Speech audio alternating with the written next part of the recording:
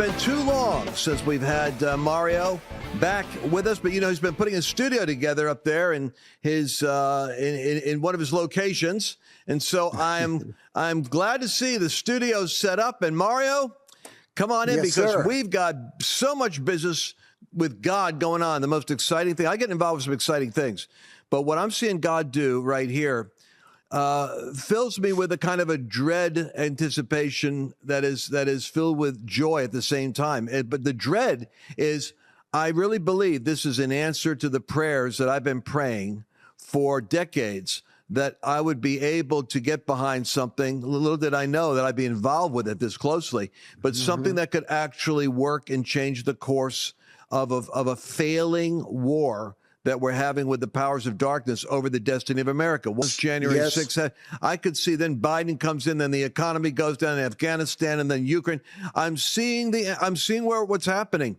We're at a zigzag moment, honestly, and that's where David had lost virtually everything and needed God to intervene in order for him to recover what was lost. And man, you can only go so long in that situation before your losses are irretrievable and you've got a new story, which is like the Jews coming back after 70 years of Babylon rebuilding. Right. We aren't there, but we're getting close. But Mario, we have reason to believe that God is doing something. So share with the folks the perspective, because we were talking a minute ago and I said, we just got to get this on the air. People need to hear our conversation. Okay. Well, I want to explain the spiritual phenomenon that's going on in the country right now.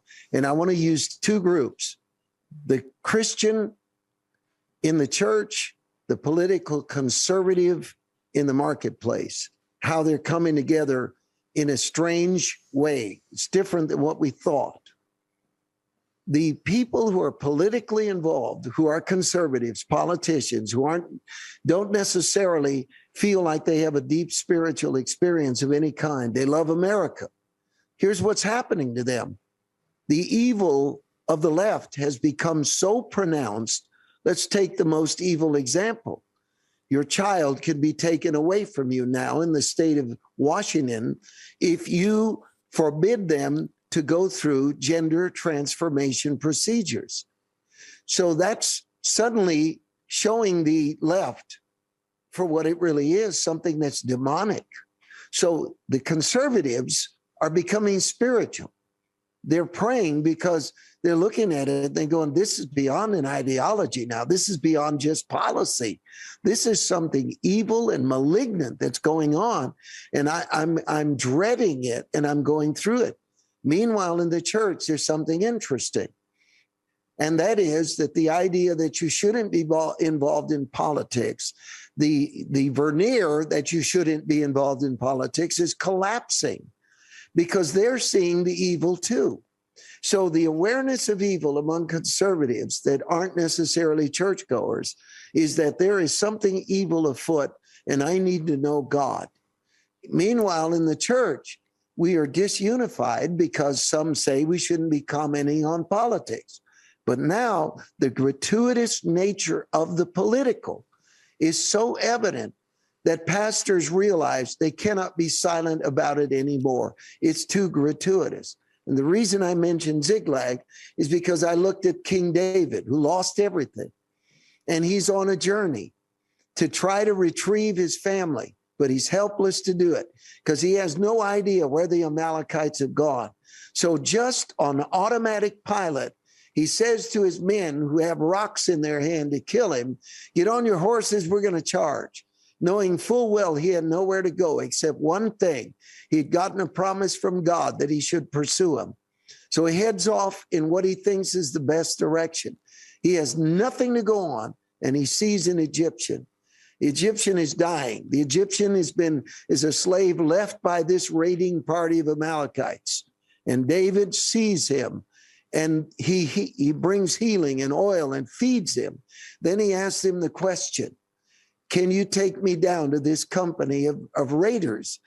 And he said, yes, because I worked for him. Now, here's the deal. We as the church don't know how to get to the lost anymore. We don't. We need actually people to be converted to help us to speak to the culture right now. This is what we saw in the Jesus movement. It's happening again. I call it the Lazarus generation. But the upshot of it is, the point, the bottom line is, the Christians have become so frustrated by the evil that they realize they have to speak out. Benjamin Franklin said, we must hang together or we will most assuredly hang each one separated from the other. That's what pastors are starting to realize. This government is so evil, so rogue, so malignant, and so vigilant in its malignancy that everyone has to speak out. And they're finding out that conservatives who have been speaking out say, I need to know God. This is why the Fire and Glory tour in Florida was so explosive, because it brought two elements of frustration together. It answered burning questions for the conservative camp and for the Christian camp. And it was this: Christians need to speak out. David said, can you take me down to this host? So this alignment of an Egyptian slave and a would-be king was an amazing moment. It's the moment I believe we're in right now. Well, you know, when you're talking about this, and whenever people watch this, they probably missed it. It was about whether or not men should be participating as women in women's sports. Now, you take that across the board. Males physically, physiologically are designed differently. Right. And so when the Bible says, it talks about the woman being the weaker vessel, I don't care how you want to parse the verse. The fact of the matter is most husbands have an advantage. If it's an abusive relationship, they're physically the ones that have the power to be more abusive. So the party participating in female sports, if they identify as a woman, and the Republicans in unity, I think, for the most part. But the point is this: the Democratic Party, and this isn't about parties, but you might as well recognize what is. You need to call it what it is. A high number of them don't agree with the fact that their 7-year-old or 8-year-old or 9 or 14-year-old can be taken from them because some teacher radicalized them to think that they're a girl in a boy's body or a boy in a girl's body, and they want to permanently alter their own physical DNA in order to match up to what they think will make them happy.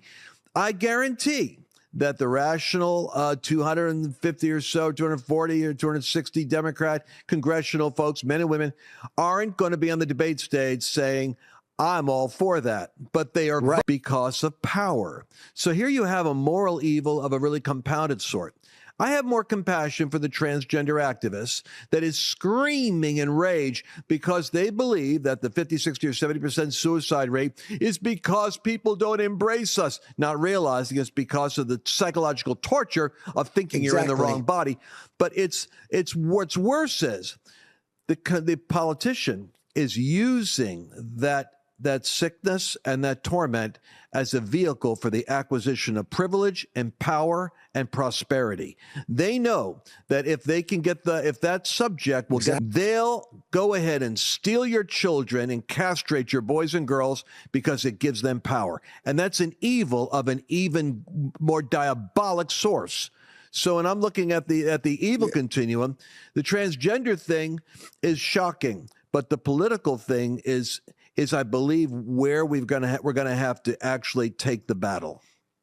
Yep, and we have to understand that the argument about fairness in sports is demonstrated in the fact that we don't have any women trying to become men in order to compete in men's sports.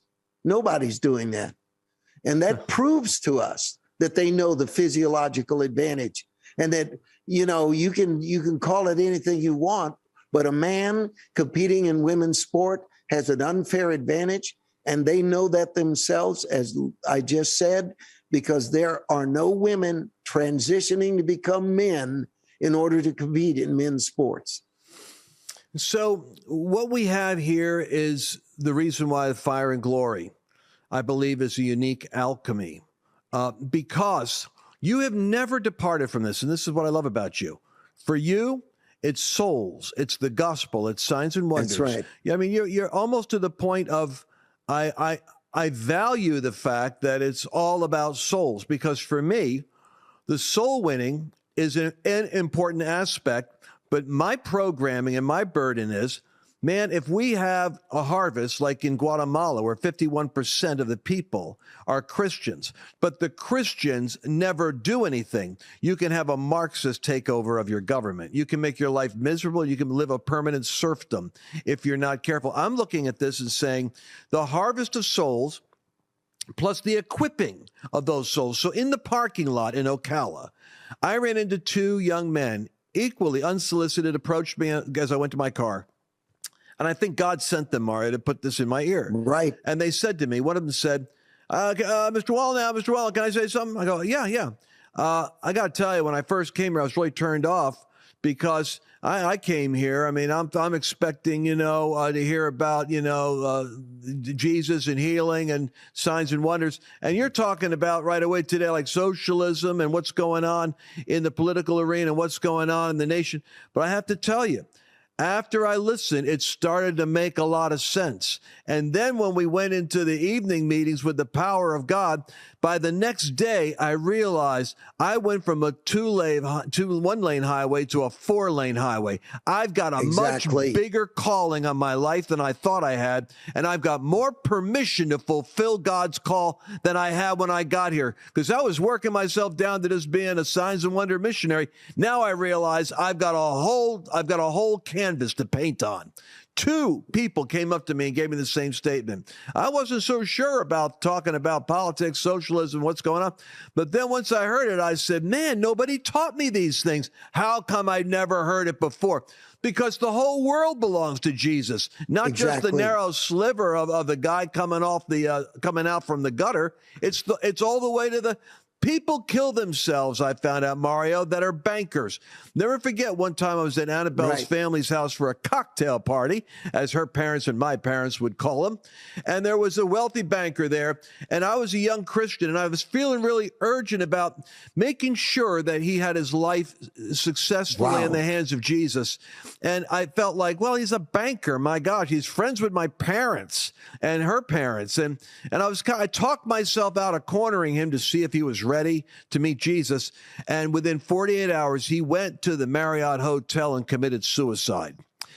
I never forgot that. And I realized I don't care if you're up and out or down and out. The gospel works both ways. So, you don't want to judge people that way. And it's the same thing with the calling that we've got in the Fire and Glory tour. It's desperate people are in all places of society right now, aren't they, Mario? Yep. And here's the key. What we're fighting for, ladies and gentlemen, is to preach the gospel and to protect our freedom and right to preach the gospel. That's the two imperatives. That's how I became politically involved. The day came when I realized, hey, we're going to shut you up, Mario Murillo. We're going to take away your freedom to win souls in America. And we're building a power structure so that you will not be able to. That's what makes it a straw argument. When you hear a pastor who's parsing words and masking cowardice behind spiritual terminology, when they say, I cannot possibly become political because it'll divide my church. And then I look at him and say, Pastor, what's going to be your option when they take your church away? Because early on, when God was trying to warn you that there were steps we could take to prevent the disaster, you didn't take them. That's what I'm saying. Now, many of these pastors that were reticent, now they believe me.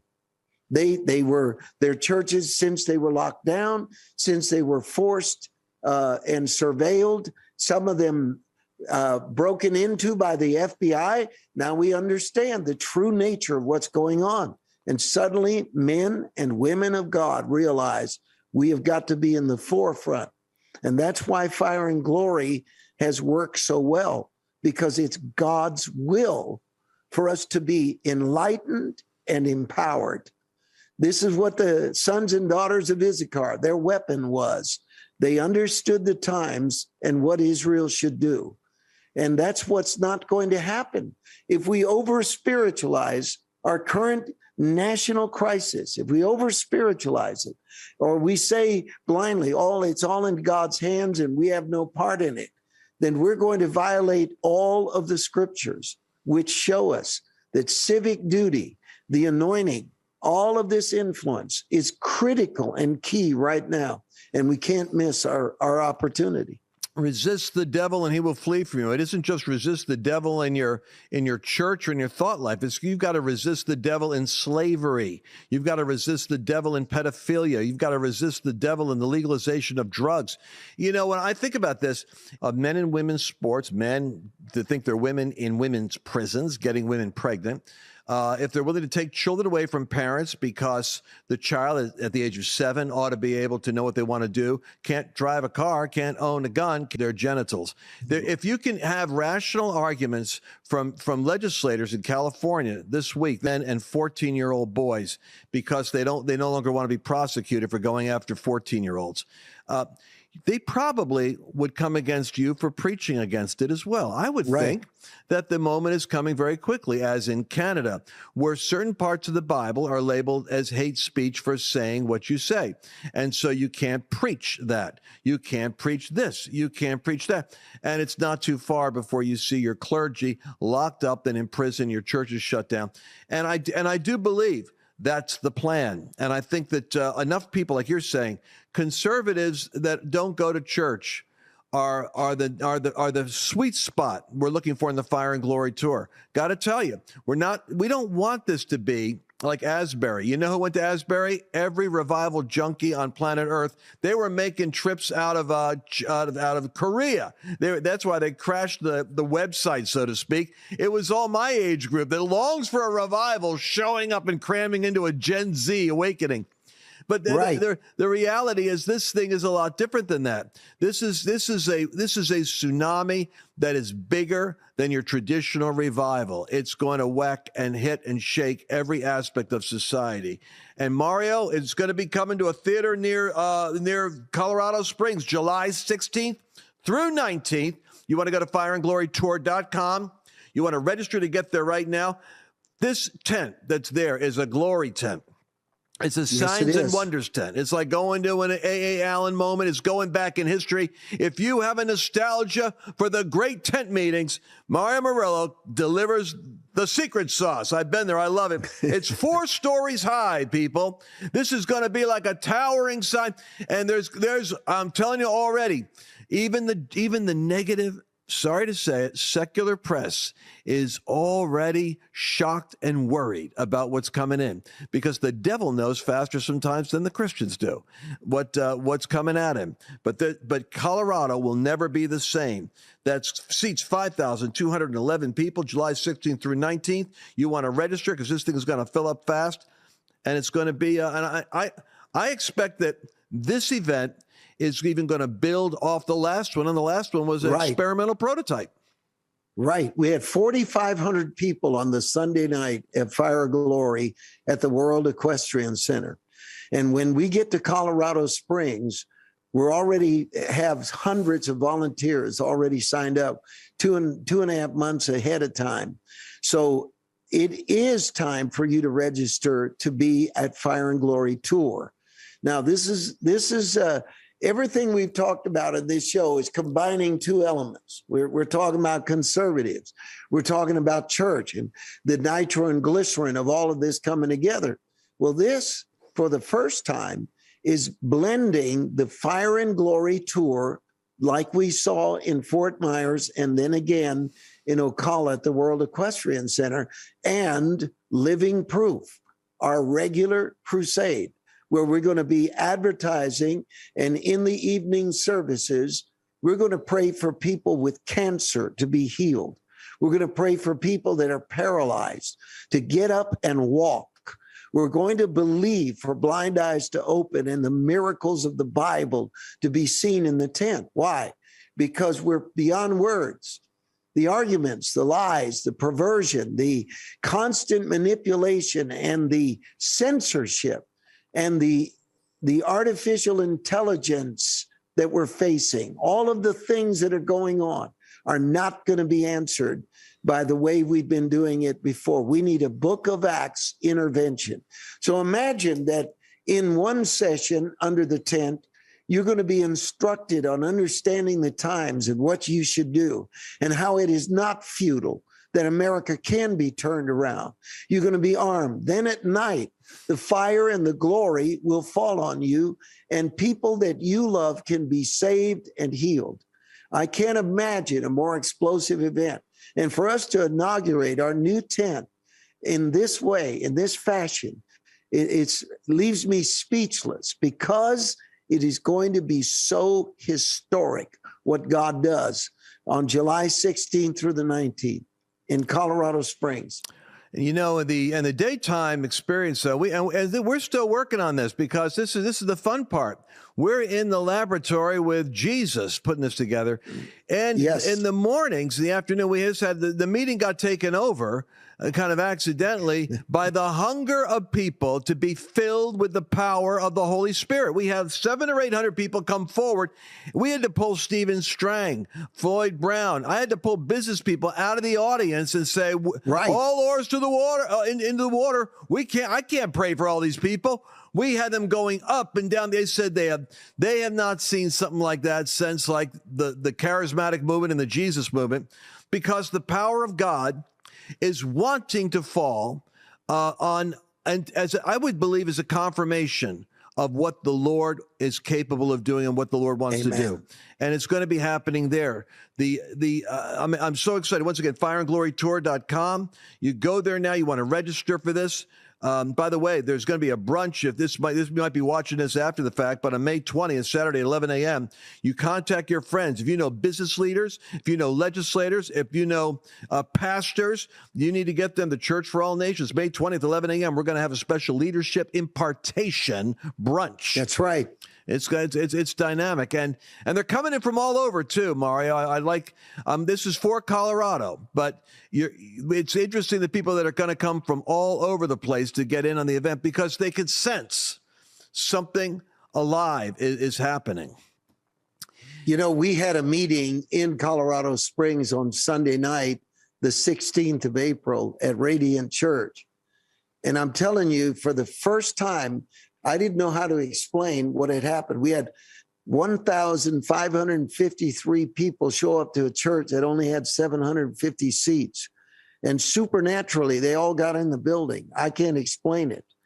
So many people got saved, but the outstanding takeaway was that souls were saved in an atmosphere of fire and miracles, where young people were being healed. We had one kid. He came into the meeting for the strangest reason that you could ever imagine, Lance. I'll make this quick. He was running from gangs that had put a contract out on him. His life was in danger, and he had to hide. So he ducked into the church. And here he is in the audience, gangster.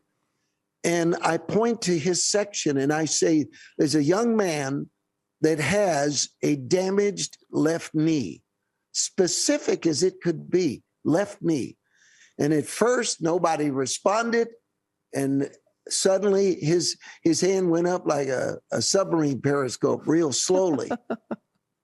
And then he comes on this, I bring him on the stage. Here he's hiding from a gang. And now I put him up in front of 1,500 people. And I point at him, and I would that you and everyone watching right now could have seen the look on that young man's face when a torn ACL, the pain left instantaneously in front of everybody. And now he's radically saved. That's what's already going on in Colorado Springs. I mean, from the 16th of July to the 19th, those 3 days, I'm telling you, it's going to shift culture. It's going to have a permanent result. I already saw it on the 16th of April. It was a case of the word that applied, the only one that does, is unstoppable. And what we saw there is unstoppable. And there's so many levels. You can come as a volunteer. You can come and register for the brunch on the 20th of May. You can be registered for the Fire and Glory Tour, those amazing epic sessions that are going to occur under the tent. And you can come for the nights where living proof is going to saturate that tent. I love it, man. And we're going to have, once again, we're going to have what is now best-selling author Floyd Brown with Western Journal. I think Wow. Western Journal is going to be advertising these meetings. They got like 2 million a digital subscription list. Bill Federer, who has labored in Colorado with Andrew Womack and with Truth and Liberty. There's been people that have been praying and working in Colorado. Colorado used to be a red state. It was chosen by the Democrat strategists to flip it to show that if they brought in millionaire and billionaire big buck donors, if they brought in lawyers that could embarrass candidates with litigation, if they created fake news teams that could suddenly swamp the internet with articles accusing these politicians of things they know not of while lawsuits are coming at them, they so overwhelmed and bamboozled the system, mobilizing environmental activists and gay activists to hit targeted, attacks, that they flipped the state from being the state that was focused on the family and World Prayer House and all that stuff. They flipped it right over into a blue state, and now it's kind of in a purple war zone. But I believe going there this time is going to push the issue in a new direction. It's all part of a spiritual battle. By the way, when they flipped Colorado, there's a book that was given to me called The Colorado Blueprint. They took it to the DNC, and I think they had their great convention in Denver that year with Obama doing his speech, and they all agreed that Obama, Soros, and the machine was going to take over America in every state using a similar strategy. And this is the reason why we've been on the ropes. We have been playing catch up with this strategy for the last 10 years. Trump was an interruption of it. Trump was an infuriating outsider that came in and screwed up their game. But that game is in full gear right now. And God's now showed us he's got his own blueprint. And the blueprint is educate my people, mobilize my people, deploy my people, occupy till I come, take my anointing into the sphere that I've assigned you with, and bind the devil at the gates of the city. And watch how God starts to flip America back one county at a time, one state at a time, until America is recovered. This is part of the strategy. It's fire and it's glory, and it's a tour going to Colorado Springs next. You got to join us there, July 16th through 19th. It's going to be a phenomenal, I just think it's revival and reformation where the two kiss each other and meet. Mario, final thoughts before we go off the air? I just think it's important for you to understand that we've prayed, we've believed, we've all wanted, we've all yearned for, when are we going to see something that will actually carry the potential to change the situation? This is it. No longer words, folks. Fire and Glory Tour is the answer to millions of Americans who have prayed for God to do something effective against evil. And you need to be a part of it. You need to go to Fire and Glory Tour and register for this great event. Thank you, Mario Murillo. I'm glad to see you're back in your studio, and I look forward to every week we should be doing an update like this that people need to hear. By the way, how can they get your blog? Your blog is a prophetic trumpet blast in itself. What was your last blog about, by the way? Oh, the last blog was about the unstoppable miracle that God did in Colorado Springs. I gave you a little foretaste of it, and it was amazing. It was an amazing night. I'll never forget it. It gave me a foretaste of what we're going to see in the tent. The best way to get to us is mariomurillo.org. Everything we're doing is right there. All right, mariomurillo.org. I'm honored to be a joint laborer with you in the harvest. I just love the fact that God is teaming people up to do great works.